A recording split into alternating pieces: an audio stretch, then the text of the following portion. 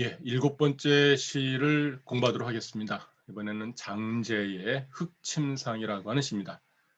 토상이라고 하는 시인데요. 흙으로 침상을 만들었던 것 같죠? 네, 거기에 대한 시입니다. 장제라고 하는 분은 북송 유학자 가운데 한 분입니다. 자는 자후라고 하고요. 이학가라고 보통 부르는데요. 이야기란 말이 좀 어렵죠. 그러면은 이렇게 쓰는 말입니다. 그러니까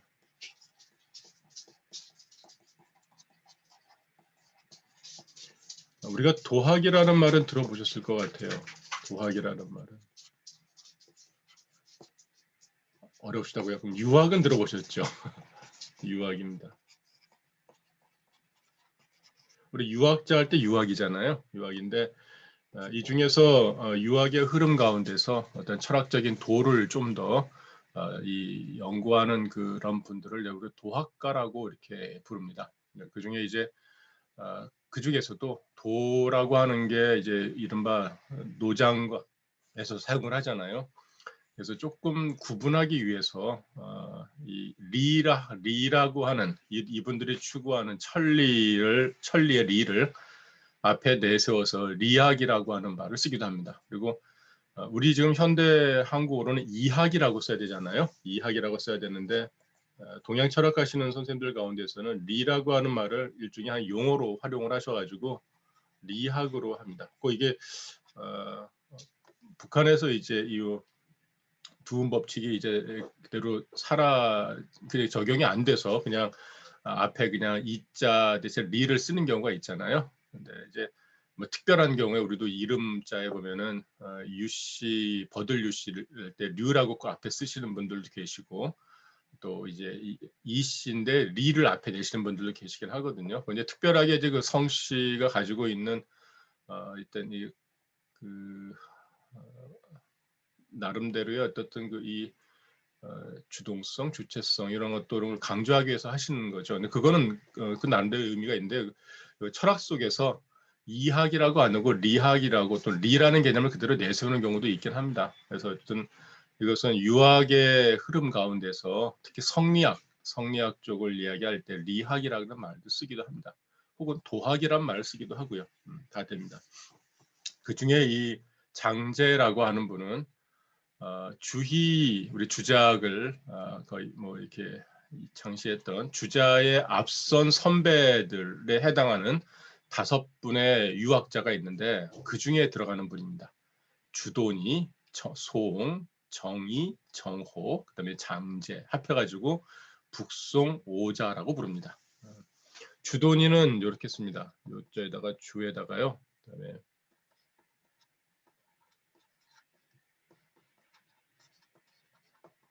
주돈이, 그다음에 소옹은 오늘도 또 시를 볼 것 같습니다. 소옹,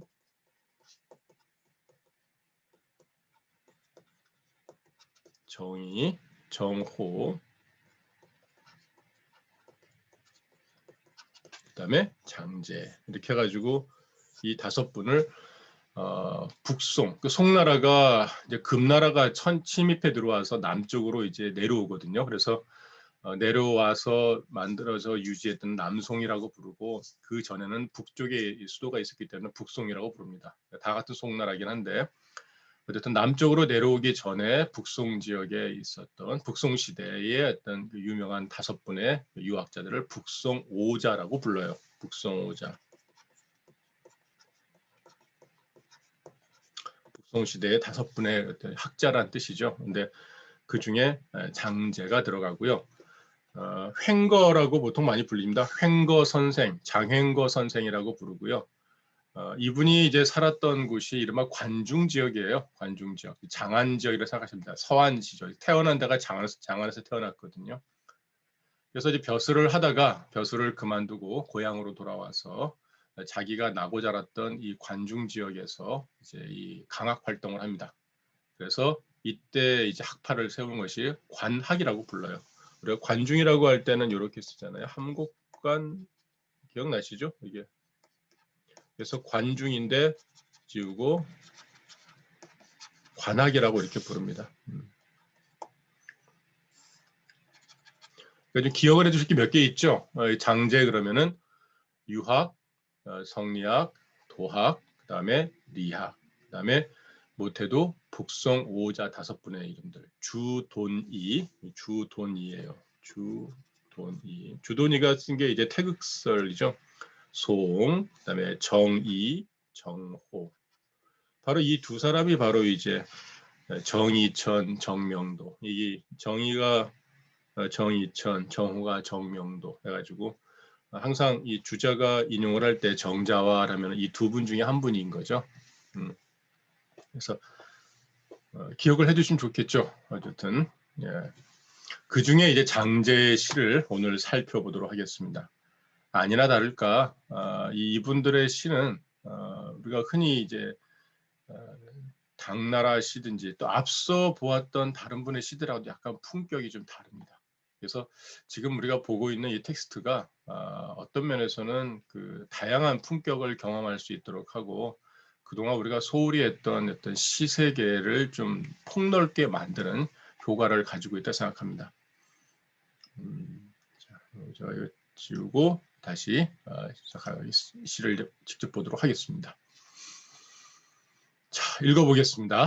토상, 연족, 주금난, 와부감천, 와부천감, 두죽신, 만사불구 옴포외, 만연청세 일한인. 다시 읽겠습니다. 토상, 연족, 주금난, 와부천감, 두죽신, 만사불구 옴포외, 만연청세 일한인. 토상이라고 하는 건 아까 말씀드린 흙으로 만든 침상입니다. 흙침상이죠. 흙침상의 연족이라 연은 연기 뿌리고 족은 넉넉하다는 건데요. 따뜻하다는 얘기입니다. 사실은 그러니까 일종의 이제 흙을 포개서 침상을 만들었어요. 이게 흙을 쌓아가지고 이제 침상을 만들었어요. 우리가 지금 보면은 매트리스 깔고 침상을 만들잖아요. 그런 것처럼 흙을 포개서 침상을 만듭니다. 그런데 이게 꼭 이 시기의 것만은 아니고요. 제가 아주 오래전에 올해 10년쯤 전 된 것 같습니다.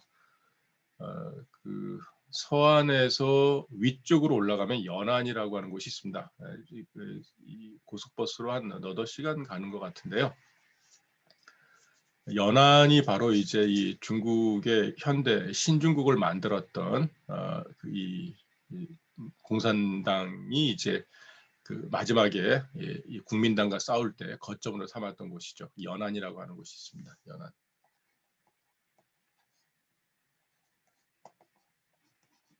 이 연안이라고 하는 곳을 갔는데 여기에 가면은 뭐 주울레라든가 모택동이라든가 팽덕회라든가 이런 인물이 거처하면서 이 자신의 중국의 사회주의 혁명을 위해서 애썼던 장소들이 이렇게 유물로 남아 있습니다. 유적으로 남아 있고요. 거기를 이제 관광 상품화했죠. 근데 이제 거기에 갔을 때 요 비슷한 걸 본 적이 있습니다.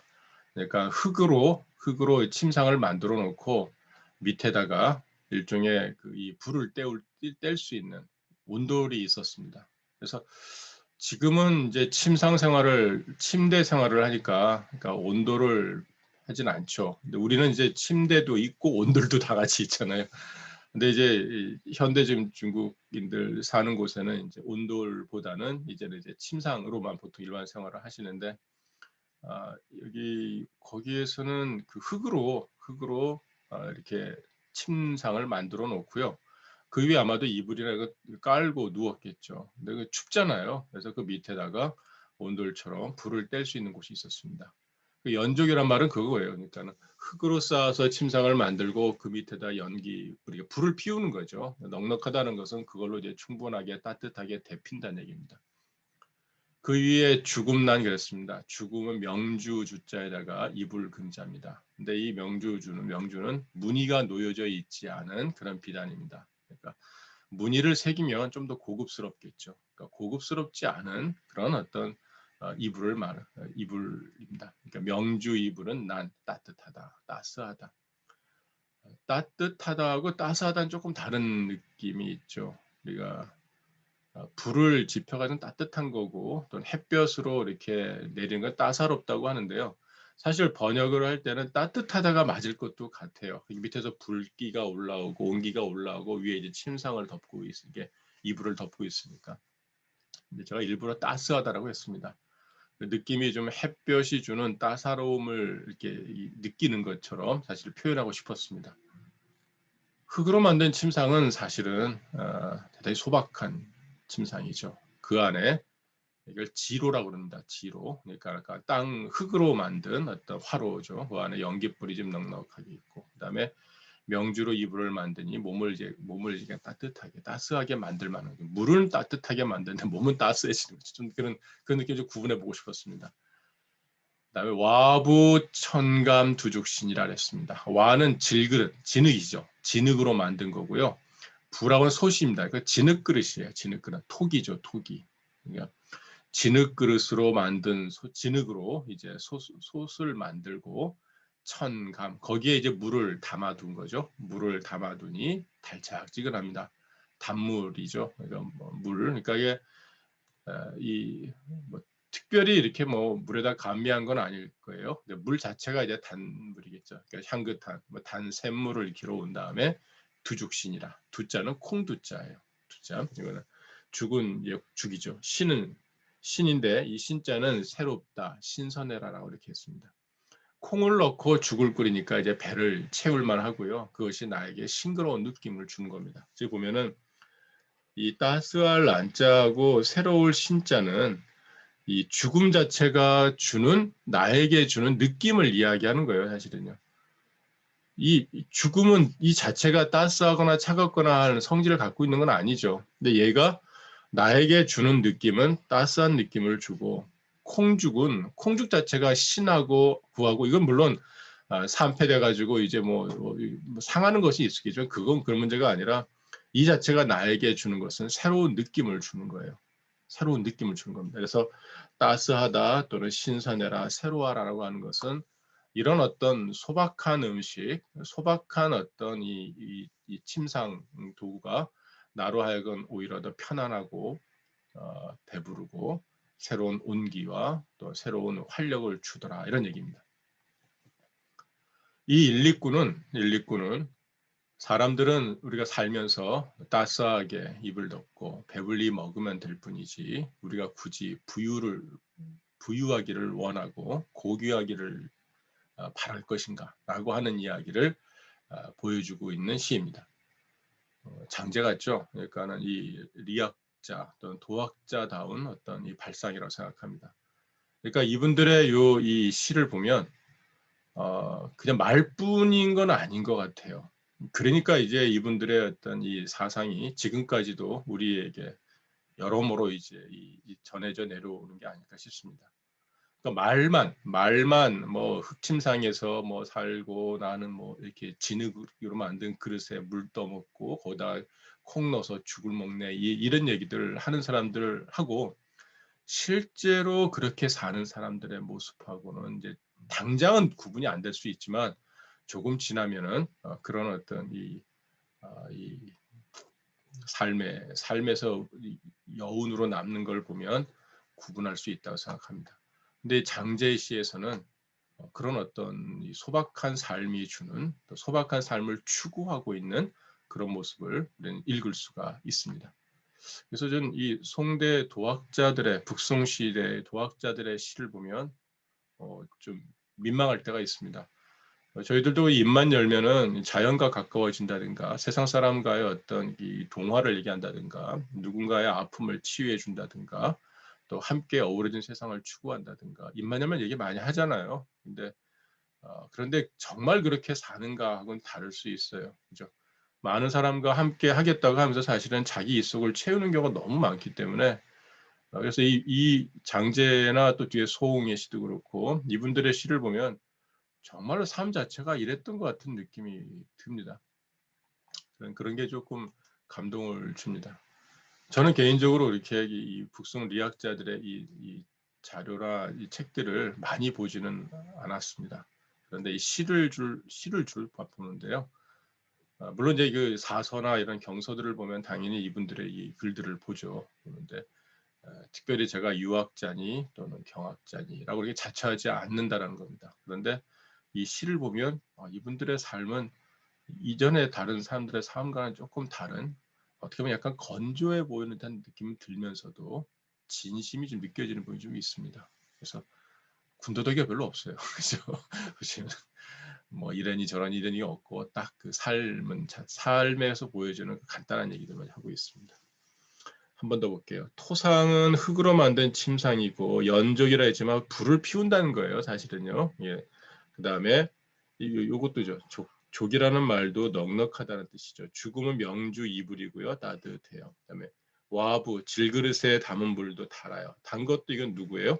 내가 느끼는 거죠. 그러니까 이분이 보면은 족자, 난자, 감자, 신자 이 네 글자는 바로 이와 같은 소박한 어떤 그 이 일상이 나에게 주는 어떤 기쁨을 표현하고 있다 볼 수 있습니다.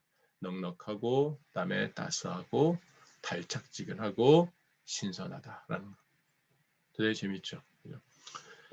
만사 불구 옴포외 만연 청세 일한인이라 했습니다. 만사 모든 일에 이런 얘기입니다. 만사에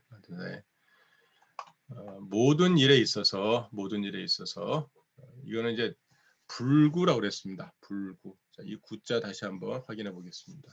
이 구자는 요 구자하고 구분을 하라고 했죠. 구라고 하는 건 똑같습니다. 이거는 건질 구자고요. 어디선가 건진다는 뜻이고, 요거는 구할 구자입니다. 이거는 찾는다는 거예요. 모색하다, 찾다라는 뜻이고요. 요거는 물이나 불과 같이 어떤 재난에서 사람들을 구원하는 것을 뜻하는 글자입니다.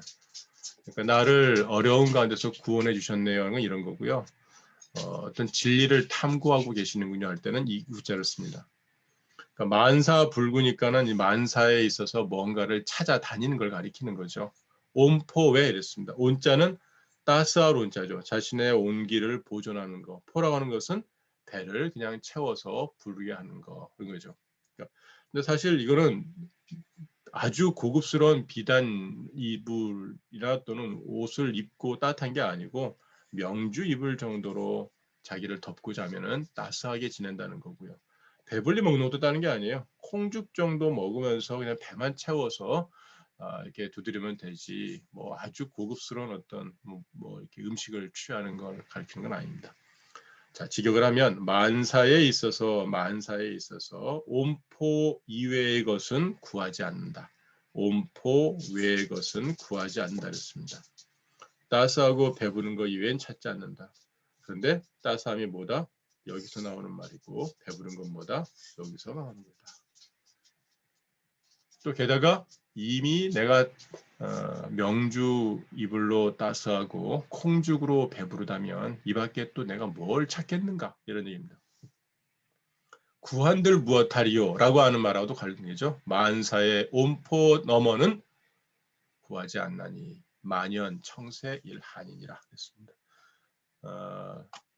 이 만연이라는 말은 이 중국 사전을 찾아보면 한어 대사전을 찾아보면은 수편이라고 되어 있습니다. 편한 대로 마음 가는 대로 느긋하게 마음대로 이런 뜻입니다. 그래서 여기서는 제가 옮길 때 편안할 수 이렇게 했는데요. 느긋하게 그러니까 특별히 애써 노력해서 이루어지는 것이 아니고 그냥 느긋하게 편안하게 지내는 것을 만연이라고 합니다. 이 만자 자체가 많이 흐드러질 만자, 퍼질 만자, 마음대로 한다 이런 뜻을 가지고 있거든요. 만연은 그냥 질펀하게 내버려 두는 거죠. 만연이 이랬습니다. 편안하게. 청새, 청은 청명을 가리킵니다. 맑을 청자에다가 밝을 명자를 같이 넣어서요. 맑고 밝은 세상에서 이런 얘기죠. 일한인이라. 한인이란 말이 좋은 것 같아요. 한인이란 말이. 한이라고 하는 글자는 한가롭다라는 뜻이죠. 특별하게 내가 뭔가를 모색해서 구하지 않는다는 겁니다.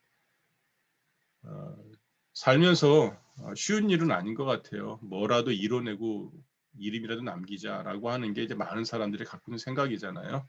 그런 거 없이 그냥 편안하게 사는 거, 행동 거지나 또는 정신 상태나 또 나의 어떤 삶의 방식들을 자연 그대로 놔두고, 그러니까 되는 대로, 그러니까 특별히 어디에 애써 노력하지 않고 어디에 매이지 않은 채로 편안하게 한적하게 지내는 것, 이제 그거를 이제 가리킨다고 볼 수 있습니다.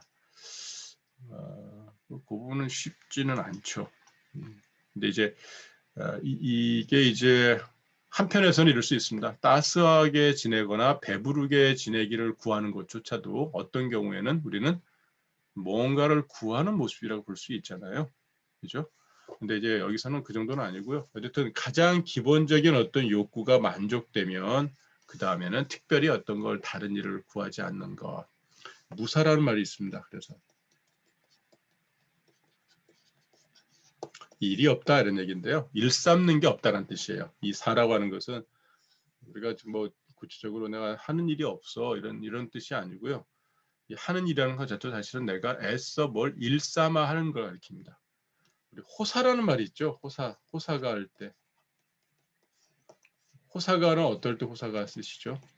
괜히 일 만들기 좋아하는 사람이 호사가죠. 혹은 이건 호사가의 취미야 그러면서 사실은 사람들은 별로 관심이 없는데 어떤 부분에 매니아처럼 집착해서 어떤 건 뭐 하는 사람 호사가라고 보통 얘기를 하죠. 호사는 일을 만들기를 좋아하고 일 삼기를 좋아하는 게 호사가입니다. 가만히 있어도 이 사람은 뭐라도 꽈야 돼요. 근데 이거는 부지런한 거 약간 다른 것 같아요. 호사는. 저희 장모님은 대단히 부지런하신 분이었습니다. 손이 한 번도 쉬지 않으셨어요. 돌아가실 때까지 항상 자제들을 위해서 이렇게 뭔가 만들어 주려고 했고, 그런 걸 호사라고 그러는 건 아닙니다. 사람 둘만 모이면 우리가 정치 얘기하는 거, 또 둘만 모이면 뭐 조직을 꾸리고 뭐 이렇게 뭐 회장하고 또 뭐 회원 만들어 가지고 또 뭐 하고 우리 봉사하자. 그것도 어떤 나쁜 일은 아닌데 굳이 이렇게 할 필요가 있을까 하는 싶은 일들을 꾸려내는 걸 가리킵니다. 당연히 봉사는 좋은 일입니다. 그걸 누가 하는 말 아니고요. 어쨌든 굳이 안 해도 되는 일을 모아서 하는 것을 이제 사라고 볼 수 있는데 이 당시에 이때 일삼 건 뭐겠어요? 벼슬이죠, 뭐. 그죠? 세상에 내가 배운 것을 펼쳐내 보이고 있다는 게 이른바 이제 벼슬한 사람들의 이제 욕망이죠. 또 뭐 책을 쓰는 것도 어떻게 보면 사라고 볼 수 있습니다. 학자들이 많이들 이제 추구하는 것이 명예인데 명예욕을 가지고 있어요. 이름을 내고 싶고 알리고 싶고 그래서 책도 쓰고 인터뷰도 하고 글도 쓰고 뭐 강의도 하고 이런 겁니다. 뭐 저 역시 사실은 어떻게 보면은 그런 욕망의 일부분이 있다고 생각합니다.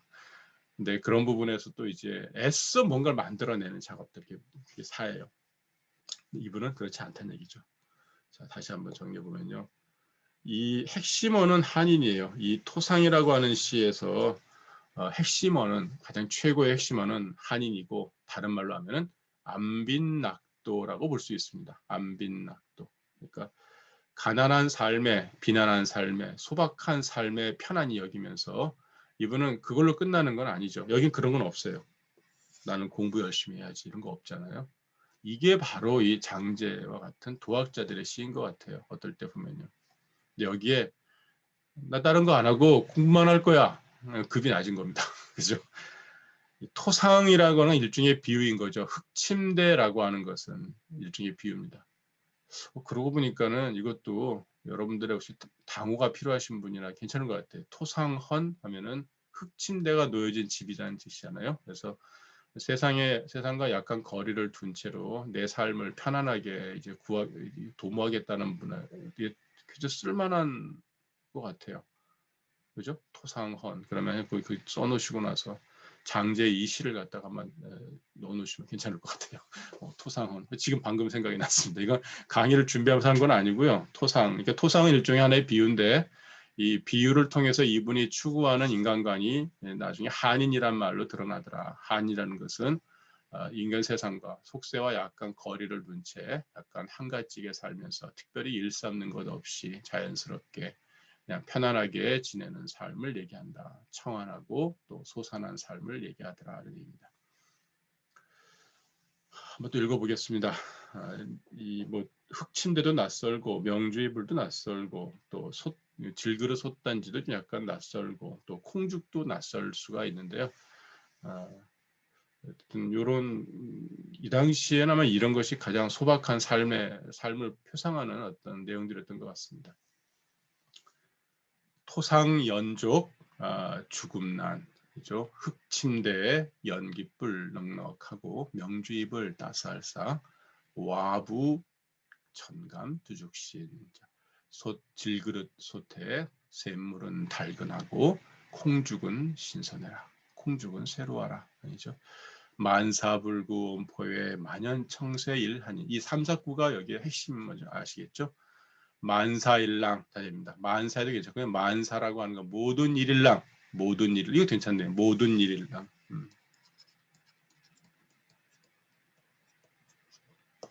모든 일일랑 따스하고 배부른 것 외에 찾지 않나니 만연청세 일하니라.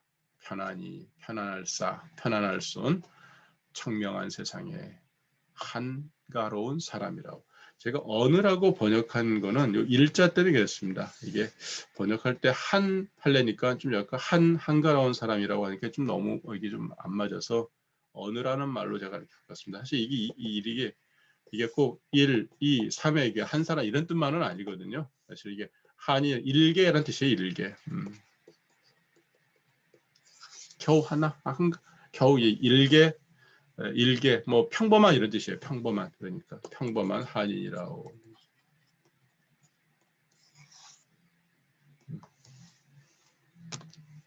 누군가에게는 일상이 될 수 있지만 이분들에게는 아주 평범하게 보일 수 있는 거죠. 그렇죠? 그리고 이 시는 성리서에도 수록이 되어 있습니다. 성리서에도, 그러니까 성리학자들의 이야기를 모아놓은 책이 성리군서라는 책이 있습니다. 성리군서.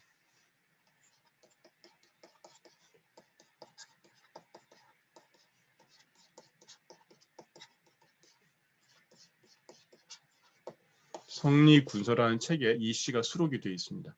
성리학이 뭔지는 아시죠? 성리학이. 앞에 있는 성자는 하늘이라면 이 사람에게 부여된 천성 이런 뜻이거든요. 그러니까 사실 이건 이 성은 다시 한번 인간에게 관한 거라 볼 수 있어요. 거기에 대해서 리라고 하는 것은 바로 하늘이 주는 거예요. 천리 인성 이렇게 보시면 되죠. 그러니까 사람이 갖고 있는 성이라고 하는 것이 하늘이 내려준 또는 하늘이 구현하는 이법과 서로 맞더라는 얘기죠. 내 안에 하늘이 들어있다라고 하는 거예요. 대단히 엄청난 이야기죠. 스케일이 굉장히 커요. 그러니까 많은 사람들에게 이게 호응을 받을 수밖에 없어요. 내 안에 하늘이 들어있대. 내 안에 하늘의 이법이 들어있대. 이런 얘기죠. 조선 후기 때 동학에서 내세웠던 게 인내천이잖아요. 우리 사람이 바로 하늘이여 이러면서 그러니까 한동안 사람은 항상 하늘 아래 존재이고 하늘의 형상을 가지고 세상을 지배한 사람이 천자, 임금이었잖아요. 임금과 자기가 동등한 사람에 있다라고 하는 것 자체가 대단히 의미가 있는 거죠. 근데 사실 이거는 그 사서에서 나와요. 사실은요. 맹자도 보면은 누구나 다 요임금, 순임금이 될 수 있다라고 얘기를 해요. 아무리 성인이라 하는 분들도 똑같은 일개 사람인데, 즉 나도 노력 여하에 따라서는 요임금, 순임금 같은 사람이 될 수 있다고 나오거든요. 근데 이게 어느 순간에 이제 범접할 수 없는 어떤 특정한 어떤 이 클래스, 그룹으로 이렇게 만들어지게 되고 그들은 천리를 구현하는데 보통 사람들은 그냥 그렇지 못한 어떤 이 하급으로 이게 떨어지게 되는데 이런 철학적으로 바로 이제 이 인성 안에 바로 천리가 구현되어 있다고 하는 말을 아예 그냥 학문의 앞에 이제 수식어로 붙여서 성리학을 내세우고 이걸 통해서 많은 사람들의 이제 철학적, 사상적 또는 이런 동의를 얻어냈던 것이 바로 성리학이죠. 근데 또 사실 보면은 불교도 마찬가지죠. 어떻게 보면은 모든 어떤 불성, 인간의 몸에 모두 부처의 마음이 들어있고 그래서 그 불성을 구현해내는 것, 누구나 부처가 되어야 한다는 것. 그러고 보면은 모든 종교들은 다들 이제 이 평범한 사람 안에 천리든 아니면은 어떤 불성이든 또는 어떤 도든 다 구현될 수 있다라고 늘 이야기를 했고 그것들에 대한 방법들을 이야기하는 것 같아요. 내 안에 우주가 들어있는 거죠. 그래서 이걸 조금 이제 과장을 해서 조금 더 이제 확대를 하고 하면은 선생님들 이 강의를 들으시는 모든 분들에게 사실은 우주가 될 수 있고 성인이 될 수 있고 도인이 될 수 있고 또 부처가 될 수 있는 다 자격을 가지고 있다는 얘기를 해주는 거니까 뭐 저는 뭐 즐거운 기쁜 일일 것 같습니다. 그죠? 근데 이제 그 와중에 이제 장제라고 하는 분은 소박함을 추구하면서 소박함 속에서도 남에게 특별하게 구애되지 않는 자연스러운 한인을 추구했다라고 하는 점, 이 시를 통해서 그런 점을 일단 기억해 두시고, 또 사실은 이런 어떤 이 내 안에 들어있는 본성을 회복하고 천리를 확인하는 과정은 이 조금 세상과 거리를 두었을 때 그게 가능한 부분이 좀 있는 것 같아요. 자기를 돌아볼 수 있잖아요. 성찰할 수 있는 시간이 있어야 되거든요. 그런 점에서 지금 이렇게 저희가 이 비대면으로 이렇게 공부하는 것도 저는 좀 의미가 있다고 생각합니다. 약간의 이게 사회적 거리를 두는 게 대단히 불편한 부분이 있고 관계상에 있어서 조금 이렇게 좀 이렇게 두텁게 쌓아가는 부분은 좀 적을 수 있긴 하지만은 나를 돌아보고 성찰할 수 있는 시간을 주지 않을까. 늘 다른 사람에게 조회를 해서 그들의 눈에 비친 모습을 내 얼굴이고 내 모습인 줄 알았었는데 그들과 약간 거리를 둔 상태에서 나 안에 들어있는 나를 직접 들여다볼 수 있는 시간을 갖게 되어서 좀 어떤 남다른 어떤 기회가 될 수 있지 않을까 싶습니다. 장제의 시는 바로 그 지점을 우리에게 지적해 줍니다. 세상과 비교되지 않는 거죠. 아까 말씀 만사불고 온포회 같은 경우도 세상 사람들이 다 추구하는 것들의 어떤 수많은 질들이 있잖아요. 온포도. 근데 아주 소박하게 추구하더라도 큰 문제가 없는 거예요. 왜? 거리를 두고 보니까 별거 아니었거든요. 그러니까 나는 정말 이런 한인으로서 사는 것만으로도 행복해. 하지만 여기서 끝나는 건 아니에요. 이걸 통해서 이분들은 바로 이 내 안에 들어있는 이 천리를 깨달아가는 거죠. 근데 이렇게만 살면 그냥 한가진 사람일 뿐이에요. 끝나는 건데요. 거기에 한 단계 더 나아가는 부분들을 이분들은 이 독자들에게 사실은 남겨두고 있습니다. 이게 도학자들이 갖고 있는 특징인 것 같아요. 제가 이 강의를 준비하면서 보다 보니까는 지금 북송 오자들 시를 가끔 나오거든요. 이분들의 시들은 비슷비슷한 어떤 그런 취향을 가지고 있습니다. 또 어떤 경우는 약간 좀 어려운 부분이 없잖아요. 얘기한다면은 한인으로 끝나지 않는 지점들을 얘기하고 있기 때문에 이분들의 시가 의미가 있다라는 점을 한 번 더 말씀을 드리도록 하겠습니다. 그래서 시라고 하는 것은 단순하게 그냥 그 표면적으로 끝날 것이 아니고 말하지 않은 부분들에 대해서 독자들에게 여운을 줘서 생각하도록 만든다라고 하는 점까지 같이 이해해 주시면은 우리 내 마음의 한시를 공부하시면서 조금 더 좀 하나 더 얻어갈 수 있지 않을까 싶습니다. 자,